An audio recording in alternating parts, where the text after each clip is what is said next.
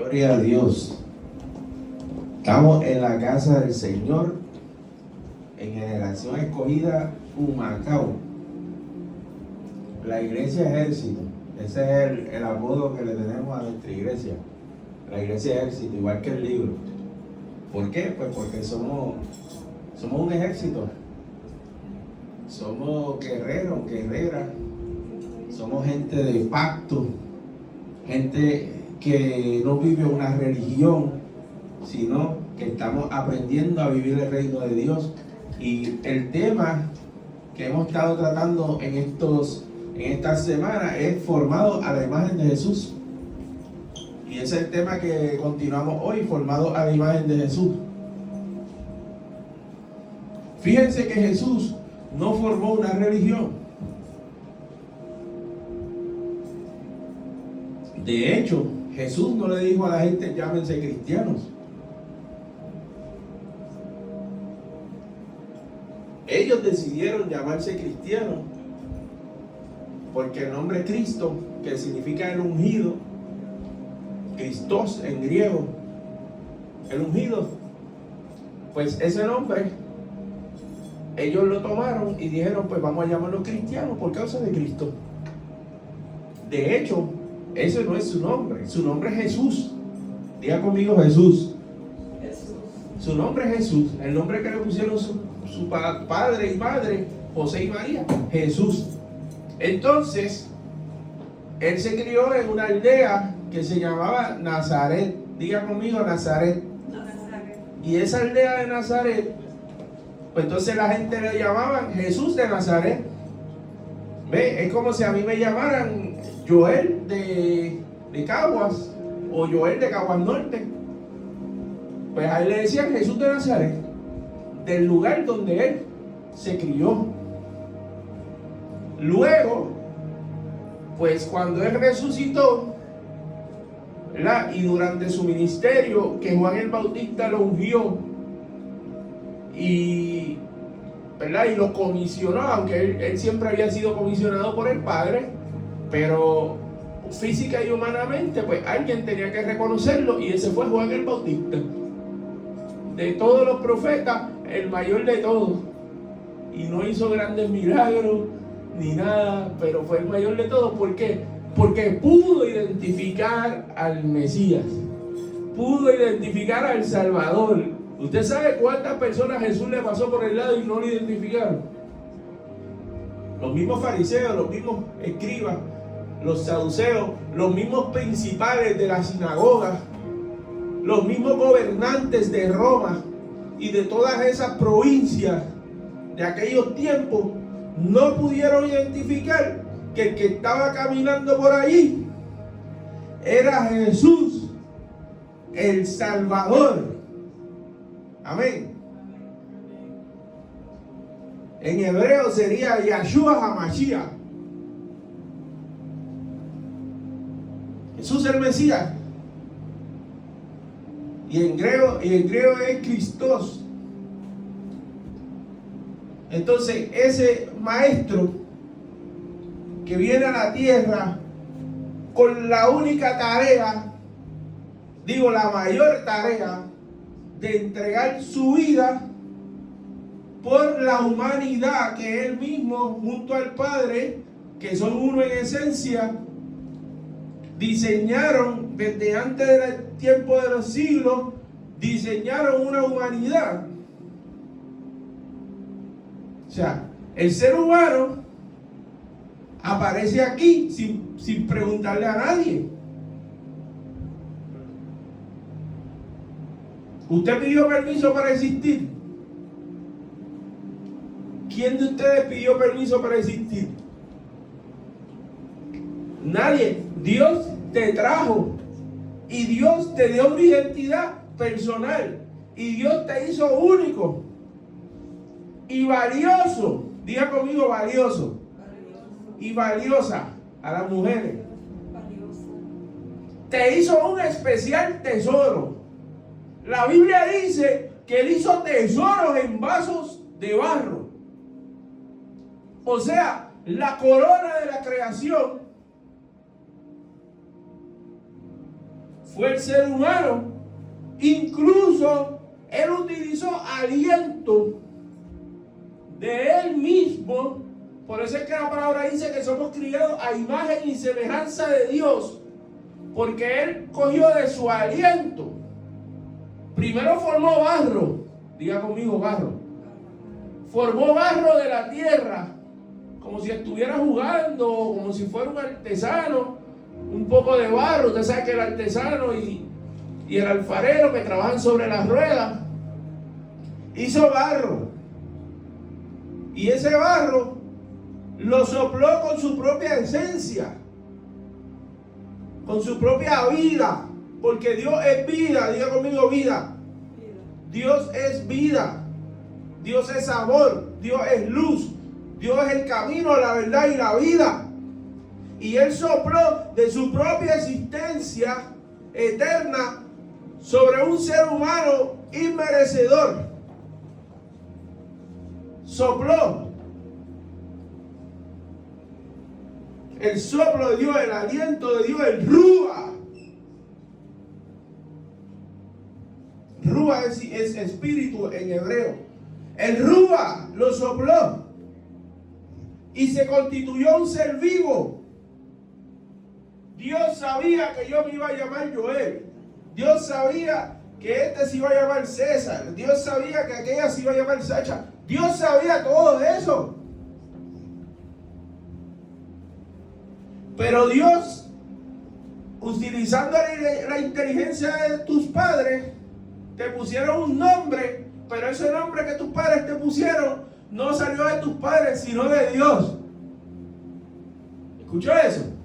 Amén. Eufemia, Ufi, como le decimos. Tú no escogiste llamarte Eufemia, ni tus padres tampoco. Fue Dios que le dio la sabiduría a tus padres para que te llamaran así.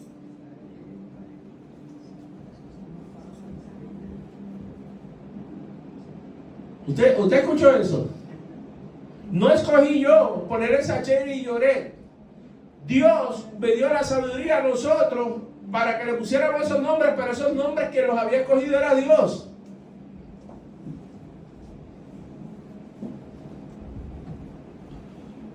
Dios fue el que escogió cómo nos íbamos a llamar. Dios escogió qué íbamos a hacer en nuestra vida. ¿En qué íbamos a trabajar? Lo escogió Dios.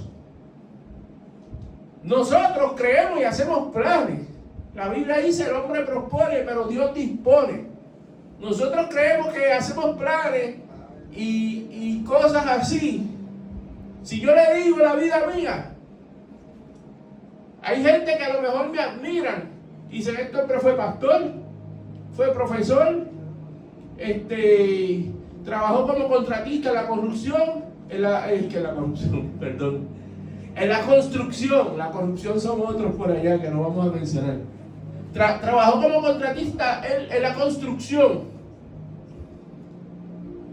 Trabajó en los negocios, en empresas, en inversión. Y la gente va a decir, wow, ¿cómo tú has logrado todo eso? Fue militar, oficial del ejército. Escribió un libro. La gente, wow. La realidad yo no digo wow. Porque simplemente yo he hecho lo que he tenido que hacer. Pero ¿sabes algo? Dios fue el que planeó, porque yo lo único que he hecho de mi parte es no tenerle temor a las oportunidades.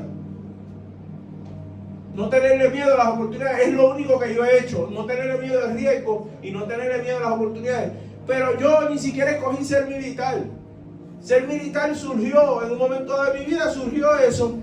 Y yo no le tuve miedo a esa oportunidad y entré y le saqué provecho. Luego surgió una oportunidad de ser profesor y yo entré a esa oportunidad de dar cursos de biomédica, de electrónica, de anatomía, de todo eso. Yo aproveché esa oportunidad, eso fue lo único que yo hice, pero yo no planeé eso. Fue Dios. De hecho, cada oportunidad que a mí me llegaba yo estando desempleado. No fue planeado.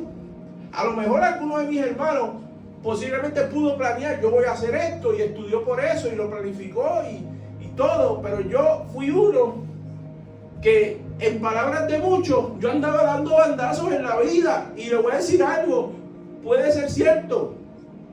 Incluso en algunos momentos de mi vida, a mí hasta me menospreciaban, porque decían que están dando bandazos en la vida. De un empleo a otro, inestable en los trabajos. Como la gente lo ve, no como Dios lo ve, como la gente lo ve. Pero ¿sabes algo? Esa persona dando bandazos en los trabajos, esa persona inestable, tenía algo del corazón de Dios por dentro, que era no tenerle miedo a los riesgos. ¿Y sabes qué? Dios de esa persona inestable crea un empresario, crea una persona ahora que puede ser libre financieramente, que puede vivir de sus empresas, que puede vivir de sus fuentes de ingresos. ¿Lo ves? Pero empecé inestable, como Pedro, cometiendo errores. Porque la gente cree que el éxito es nunca fracasar. Y Michael Jordan, el mejor baloncelista del mundo, según muchas cadenas que lo han anunciado de esa manera, revistas deportivas y todo eso, y según lo que yo creo, el mejor baloncelista de toda la historia, cometió errores, falló tiros, perdió juegos, lloró en algunos momentos de su vida.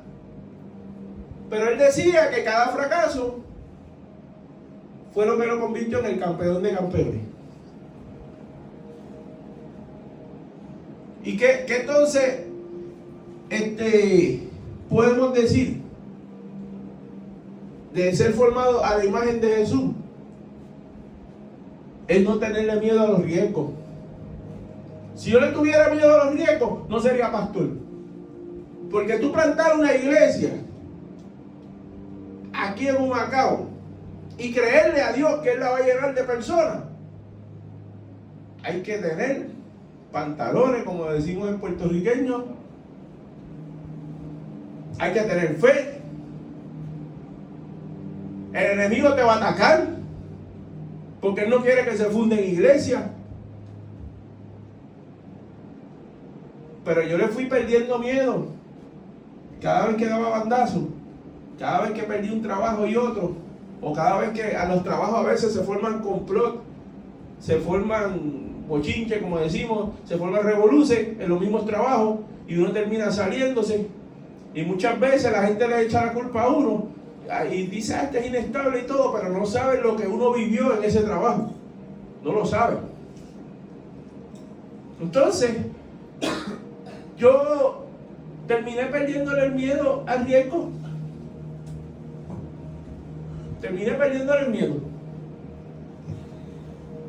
Y a esos son los que el enemigo ataca. Porque dice, no le tiene miedo al riesgo. Fíjense entonces que si vamos aquí en Mateo capítulo 25, Jesús en el verso 14 cita de la siguiente manera: porque el reino de los cielos es como un hombre que yéndose lejos llamó a su siervo y le entregó sus bienes. A uno dio 5 talentos y a otro 2 y a otro 1, a cada uno conforme a su capacidad, y luego se fue lejos. Y el que había recibido 5 talentos fue y negoció con ellos y ganó otros 5 talentos. Asimismo, el que había recibido 2 ganó también otros 2. Pero el que había recibido 1 fue y cavó en la tierra y escondió el dinero de su señor. Después de mucho tiempo vino el señor de aquellos siervos y arregló cuentas con ellos. Hay personas que están en esta vida y creen que Dios nunca va a arreglar cuentas con ellos, que no rinden cuentas a nadie, que no hacen el trabajo de Dios. Se le dan los talentos y los entierran. Si usted es un cristiano verdadero, se supone que en sus redes sociales, aunque sea 1 o 2 veces en semana, usted publique un texto bíblico o algo que tenga que ver con la palabra de Dios. ¿Escuchó eso? Si usted es un cristiano verdadero, usted no puede esconder eso. O sea, usted puede ser cristiano los domingos y el resto de la semana no serlo. usted es cristiano las 24 horas, los 7 días, mínimo 2, 3 veces a la semana. O sea, usted quiere ganar vidas. Aquí, tenemos un amigo de nosotros, evangelista, que decía que el que pare no es el pastor, sino las ovejas. Entonces, el pastor, la gente cree que el pastor está para ganar las ovejas y traer las ovejas. No, el pastor está para cuidarlas y para enseñarlas. Son las ovejas las que paren de manera natural, ¿sí o no? Entonces, para que una oveja pueda parir, tiene que estar 2 o 3 veces a la semana escribiendo mensajes bíblicos en sus redes sociales o en persona. Ahora entienda cómo funciona el evangelio. No puede dejarle trabajo al pastor, porque el pastor, si vemos la figura de un pastor a nivel natural, pues el pastor está para cuidar esas ovejas, para sanarlas. Si una se dobla la pierna, pues curar la oveja, pastorearla, velarla de los lobos. Por eso el pastor andaba siempre con un bastón, porque ese bastón tiene muchos propósitos, pero uno de los propósitos era que si el lobo se acercaba, con el mismo bastón se le pegaba. ¿Lo ves? Al lobo. ¿Escuchó eso? El bastón no es para pegarle a las ovejas. Por eso el pastor no está para golpear las ovejas desde el altar. Aquí se está sacrificando una vaca ahora, hoy. El bastón no es para pegarle a las ovejas. No es para golpearlas desde el púlpito. ¿Cómo yo me voy a descargar el coraje mío o la falta de preparación bíblica mía, que se supone que yo me prepare? Entonces voy a venir al púlpito a descargar la ira sobre las ovejas y a golpearlas. Ese no es el pastor. Porque el pastor, el cayado, no es para golpear a las ovejas. El cayado es para golpear al lobo. ¿Lo vio? El verdadero pastor, la Biblia dice, su vida da por las ovejas. Jesucristo es el buen pastor. Y nosotros tenemos que ser formados a la imagen de Cristo para poder ser buenos pastores también. Amén. Entonces, con eso golpeamos al lobo, no a las ovejas, pero parece que hay una religión por ahí que cogió el cayado para golpear a las ovejas. En verdad, entonces los lobos los trepan al altar. Se sacrificó una oveja de nuevo, se sacrificó una vaca aquí.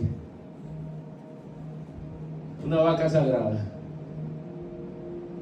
Ustedes saben que en la India cogen las vacas y las adoran y todo. Pues cuando yo digo que se sacrificó una vaca sagrada, es una verdad que se está saliendo a la luz. El cayado no es para golpear las ovejas, es para golpear a los lobos. Pero algunos hacen lo contrario, golpean a las ovejas y trepan a los lobos al altar. No, usted golpea al lobo, lo saca afuera y trae a las ovejas. Y las ovejas, el cayado lo que puede hacer es, si se está desviando un poquito, pues tú le puedes dar un toquecito con el cayado, no un golpe, un toquecito. Si la oveja está desviando, le das un toquecito. Nada más, el cayado. La única manera que tú le das es un toquecito a la oveja. Le das un toquecito, mira, te está desviando. Ya. No golpearla. Mucho menos desde el púlpito, desde el altar. Usted ve que este mensaje no se predica en muchas iglesias, pero yo lo predico porque Jesús me dijo que lo predicara. Jesús me dijo, háblale del amor de Dios. Háblale de las cosas que no se hablan. Háblale de la verdad. ¿Por qué? Porque están llenas las iglesias de lobos, rapaces. ¿Lo ve? En este tiempo. Y tiene que haber una iglesia que se atreva a predicar la verdad de Jesucristo, que es el amor. Aunque no seamos perfectos, porque somos imperfectos. O sea, cuando yo predico aquí un mensaje, el mensaje el primero que me va a aplicar es a mí. Porque yo estoy predicando desde la imperfección. Pero estoy predicando basado en la perfección de Dios. Basado en que yo creo en un Dios perfecto. Basado en que yo creo que ese mismo Dios que yo estoy predicando me está ayudando a mí a crecer, a desarrollarme, a mejorar cada día. Basado en eso es que yo predico. Porque si predicaré en mi fuerza, o pensando yo no soy perfecto, pero yo voy a predicar en el estándar más alto posible, aunque a mí me toque también subir ese estándar. Llegando el que había recibido 5 talentos, trajo otros 5 talentos, diciendo: Señor, 5 talentos me entregaste, aquí tienes, he ganado otros 5 talentos sobre ellos. ¿Lo ves? Ese es un siervo obediente. Ese siervo fue esa oveja que se multiplicó. Ese siervo 2 o 3 veces a la semana predicaba un texto bíblico en las redes sociales, o iba a la calle, le hablaba a alguien, hacía algo. ¿O usted cree que esta iglesia se va a llenar sin nosotros hacer nada? No, usted, sus redes es una herramienta. Si usted tiene un celular, es una bendición. Hay gente en los otros países que no tienen un celular. Usted lo sabe, ¿verdad?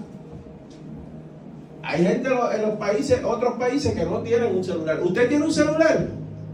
Úselo para diversión, úselo para entretenimiento, úselo para estudiar, para lo que sea, pero úselo también para la gloria de Dios. ¿Cuántos dicen amén? Use ese celular también de vez en cuando para evangelismo, para ganar discípulos. O solamente lo usar para ver Netflix y para ver Peacock y para ver el Mundial de Fútbol. No, su celular es una herramienta que muchos otros en otros países no lo tienen. Usted tiene la bendición de que su mensaje puede llegar a muchos lugares y otros países. Simplemente un texto bíblico, hay una aplicación de la Biblia, usted la descarga y ella tiene un versículo favorito todos los días. Compártalo, no le estoy diciendo que lo tiene que hacer todos los días, 2 o 3 veces a la semana, comparte un texto bíblico. Estoy diciendo cómo evangelizar, porque usted quiere una escuela de evangelismo, la estoy dando ahora de gratis. Esto es una escuela de evangelismo. No tiene que ir a un seminario, ya yo me maté yendo a los seminarios, ahora usted no tiene que ir. Pero tiene que tener un corazón receptivo de la palabra que se está hablando, y esto está grabado ahí. Si quiere el video después yo lo hago llegar. Esto está grabado. Esto es una escuela de evangelismo. Esto es una escuela de discipulado. El tema es ser formado a la imagen de Jesús. Esto que yo estoy sacando, este tema, viene directamente de la Biblia, en las letras rojas. Y las letras rojas de la Biblia, ¿saben por qué son rojas? Porque es Jesús hablando. ¿Alguien puede decir amén? Amén. Y su Señor le dijo: bien, buen siervo y fiel, sobre poco has sido fiel, sobre mucho te pondré, entra en el gozo de tu Señor. Si hacemos lo que el Señor nos ha pedido, que es multiplicar esos talentos, no tenemos que preocuparnos luego por nuestra salvación. Hay gente que se preocupa por su salvación y dicen: me perderé. ¿Por qué? ¿Y por qué piensa eso? Porque no está haciendo el trabajo que tiene que hacer. Si estuviera haciendo el trabajo, no tendría duda de que se va a encontrar con el Señor al final de nuestra vida terrenal. Llegando también el que había recibido 2 talentos, dijo: Señor, 2 talentos me entregaste, aquí tienes, he ganado otros 2 talentos sobre ellos. Fíjense que uno ganó más y otro menos, pero no importa para el Señor. Hay veces que hay gente que compiten: yo tengo 5 talentos y tú tienes 2. No importa, porque no se trata de la cantidad de talentos que tengas, se trata de que hiciste la voluntad de Dios y de la obediencia. Aún con esos 2 talentos lo multiplicaste. ¿Lo ves? No se trata de que tengas 5, 10 o 20. Lo que se intenta es que esos 2 los multiplicaste. ¿Lo ves? O sea que en el reino de Dios no hay competencia. Entre un pastor y otro, entre un evangelista y otro, no hay competencia. Todos estamos sirviendo al mismo Señor. Llegando también el que había recibido 2 talentos, dijo: Señor, 2 talentos me entregaste, aquí he ganado otros 2 talentos sobre ellos. Su Señor le dijo: bien, buen siervo y fiel, sobre poco has sido fiel, sobre mucho te pondré, entra en el gozo de tu Señor. Pero llegando también el que había recibido 1 talento, dijo: Señor, te conocía que eres hombre duro, que sigues donde no sembraste y recoges donde no esparciste. Por lo cual tuve miedo y fui a esconder tu talento en la tierra, aquí tienes lo que es tuyo. Ese no lo reprodujo, tenía 1. Hay veces que el hecho de tener un solo talento, el enemigo te puede engañar Porque tú dices, pero es que aquel tiene 2 y el otro tiene 5 y yo tengo 1. No importa que tengas 1, ese le entró la mentalidad de escasez. Por tener 1. Le entró la mentalidad de escasez y de pobreza y no lo multiplicó, no lo reprodujo. Porque tenía 1 solo, no importa que sea 1. Tú puedes reproducir ese talento para obedecer al Señor. Respondiendo a su señor le dijo: siervo malo y negligente, sabías que ciego donde no sembré y que recojo donde no esparcí. Por tanto, debías haber dado mi dinero a los banqueros y al venir yo hubiera recibido lo que es mío con los intereses. En vez de entregarlo, en vez de enterrarlo, aunque no lo multiplicara, mínimo lo llevaba al banco y iba a recibir el principal más los intereses. Pero tampoco lo llevó al banco, lo enterró. ¿Lo ve? Quitarle pues el talento y darle al que tiene 10 talentos. ¿Usted quiere que le quiten su talento y se lo den al que tiene más? ¿O usted quiere reproducir su talento? ¿Escuchó eso? ¿Usted quiere que le quiten su único talento y se lo dan al que tiene más? O sea, que te empobrezcan de verdad. Porque tú crees que porque tienes un solo talento, crees que eres pobre, pero no es así. Entonces si lo escondes, entonces ese 1 lo perdiste, entonces sí eres pobre. No, vamos a coger ese único talento y lo vamos a reproducir. Porque al que tiene le será dado y tendrá más, y al que no tiene, aún lo que tiene le será quitado. Y al ser muy inútil, echarle en las tinieblas de afuera y ser el lloro y el crujir de dientes. Nadie quiere ser un siervo inútil. Queremos ser útiles. Diga conmigo: útil. En el reino de Dios. Y como yo les dije, útil es que 2 o 3 veces a la semana escriba un texto, que 2 o 3 días a la semana le habla a una persona, aunque sea algo de Cristo. Ni siquiera tiene que, de inicio, no tiene que invitarlo a la iglesia de inicio. De inicio lo que tiene es que hablarle de Cristo, hablarle de Dios, hablarle de la palabra. Eso. ¿Por qué? Porque el venir a la iglesia es algo que va a ocurrir en algún momento. En algún momento de esa persona, según el Espíritu Santo vaya trabajando, la persona va a querer ir a la iglesia. A veces cogemos e invitamos a una persona a la iglesia y no nos responde, no viene o dice que no. ¿Sabe por qué esa persona dijo que no si le invitamos a la iglesia? Porque no hemos hecho el trabajo de evangelismo y discipulado primero. Hay gente que cree que las personas tú empiezas a discipularlo cuando llegan a la iglesia. No, el discipulado empieza antes. Desde afuera los discipulamos, desde afuera los evangelizamos. Pero si estamos todo el día metidos en el celular, viendo entretenimiento y otras cosas, no vamos a poder hacer ni el evangelismo ni el discipulado. Ninguna de las dos. Cuando el Hijo del Hombre venga en su gloria y todos los santos ángeles con él, entonces se sentará en su trono de gloria. Y serán reunidas delante de él todas las naciones y apartará los unos de los otros, como aparta el pastor las ovejas de los cabritos. Y pondrá las ovejas a su derecha y los cabritos a su izquierda. Entonces el rey dirá a los de su derecha: venid, benditos de mi Padre, heredad del reino preparado para vosotros desde la fundación del mundo. ¿Usted sabe que Dios preparó un reino para nosotros desde la fundación del mundo? Y que Jesucristo dijo que Él fue a preparar morada para nosotros. Eso es lo más lindo, ¿verdad? De esta escritura, que Él está creando una ciudad para nosotros. Nueva, sin dolor y sin hambre, sin sed, sin dolor, sin aflicciones, una tierra nueva, cielos nuevos y tierra nueva. Porque tuve hambre y me diste de comer, tuve sed y me diste de beber, fui forastero y me recogiste, estuve desnudo y me cubriste, enfermo y me visitaste en la cárcel y viniste a mí. Entonces los justos le respondieron diciendo: Señor, ¿cuándo te vimos hambriento y te sustentamos, o sediento y te dimos de beber? Ellos creían que Jesucristo estaba hablando de sí mismo. Por eso le dijeron: ¿cuándo tú tuviste hambre? ¿Cuándo te vestimos? Y él siempre estaba vestido, siempre había comido bien, porque él tenía unos discípulos y algunas mujeres también que lo ayudaban, ¿no?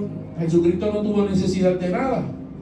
Y respondiendo el rey les dirá: de cierto digo que en cuanto lo hiciste a uno de estos mis hermanos más pequeños, a mí lo hiciste. ¿Ve lo que dice ahí? Que cuando usted le da comida a un hambriento, es como se la diera al Señor. Que cuando usted va a un hospital a orar por un enfermo, es como si lo hiciera el Señor. Que cuando vamos a una cárcel y visitamos prisioneros, es como si lo hiciéramos al Señor. Que cuando vemos a la viuda, al huérfano o al forastero, al extranjero que vive en nuestra isla, ayudamos a un extranjero, es como si ayudáramos al Señor. ¿Lo ve?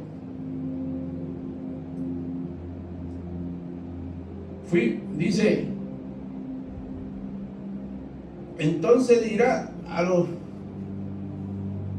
de la izquierda: apartados de mí, malditos, al fuego eterno preparado para el diablo y sus ángeles, porque tuve hambre y no me diste de comer, tuve sed y no me diste de beber, fui forastero y no me recogiste, estuve desnudo y no me cubriste, enfermo y en la cárcel y no me visitaste. Entonces también ellos le responderán diciendo: Señor, ¿cuándo te vimos hambriento, sediento, forastero, desnudo, enfermo, en la cárcel y no te servimos? Entonces les responderá diciendo: de cierto digo que en cuanto no lo hiciste a uno de estos más pequeños, tampoco a mí lo hiciste. E irán estos al castigo eterno y los justos a la vida eterna. ¿Sabe algo? Esa gente que no tuvieron misericordia del prójimo, esa gente que no amaron al prójimo, esa gente que no cubrieron al que estaba en necesidad y todo, se fueron todos al infierno. Pero no solo es que se fueron al infierno, es que se fueron al infierno pensando que estaban salvos. ¿Vio eso? Se fueron a, como si tú llegaras al cielo creyendo: ya me salvé, y el Señor te diga: bye bye. ¿Quién quiere que le ocurra eso? ¿Quién quiere que le ocurra eso? O sea, nadie quiere que tú llegues al cielo pensando que estabas salvo y que el Señor te diga: no cumpliste con mis ordenanzas, no cumpliste con mis mandamientos, no cumpliste con mis requisitos, lo que yo te envié en la palabra. ¿Lo ves? Entonces nosotros tenemos una oportunidad de vida. No importa la edad que tengamos ahora mismo. Algunos tienen 40, 50, 80, otros tienen 15, 17 años. No importa la edad. Estás vivo. La Biblia dice que mientras hay vida hay esperanza. Así que quiere decir que todavía tenemos la oportunidad de hacer una obra para Dios, aunque sea, si uno es anciano y a lo mejor no puede ir a los hospitales y hacer todas esas tareas, pues incluso del mismo celular, o hablarle a la gente cuando está en el supermercado, cuando está en una cita médica, hablarle algo, pues todavía estamos en la oportunidad de hacerlo. Pero si dejamos que el enemigo nos consuma con el entretenimiento, con las redes, con todo eso que era diseñado para molestar, para estorbar, pues entonces se nos va a hacer difícil la tarea. Se nos va a hacer difícil la tarea. Formado a la imagen de Jesús. Vamos a estar de pie. Señor, gracias por tu palabra. Gracias por tu presencia en este lugar. Señor, permite que esta palabra que se predicó hoy, que esta palabra llegue a los corazones, que nos ayude, que nos anime, que nos restaure, que nos haga visitar personas, predicar el evangelio, movilizarnos como un mismo ejército, Señor, movilizarnos a hacer tu tarea, hacer tu voluntad. Tenemos esta casa, tenemos este lugar que tú nos has permitido tener aquí en Humacao, Padre. Ahora vamos a recoger las ofrendas y vamos a bendecirlas. Luego de eso también vamos a ir camino a nuestras casas. Te pedimos protección, Señor, en los autos, en la calle. Te pedimos sanidad para los enfermos. Te pedimos la provisión para el que necesita. Te pedimos, Señor, que continúes haciendo milagros mientras nosotros predicamos y cumplimos tu voluntad, que seamos acompañados también de las señales, de los milagros, de las sanidades, de todo eso, liberación. Te pedimos, Señor, que nos ayudes en el nombre de Jesús. Amén. Amén.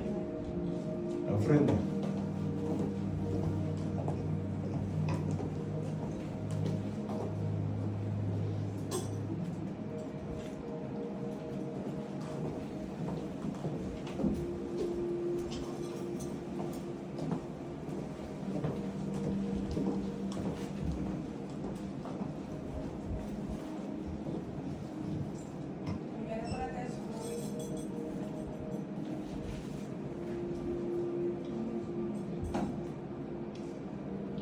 ¿Alguien tiene algún testimonio que decir aquí antes que nos vayamos? Breve, de 2 minutos.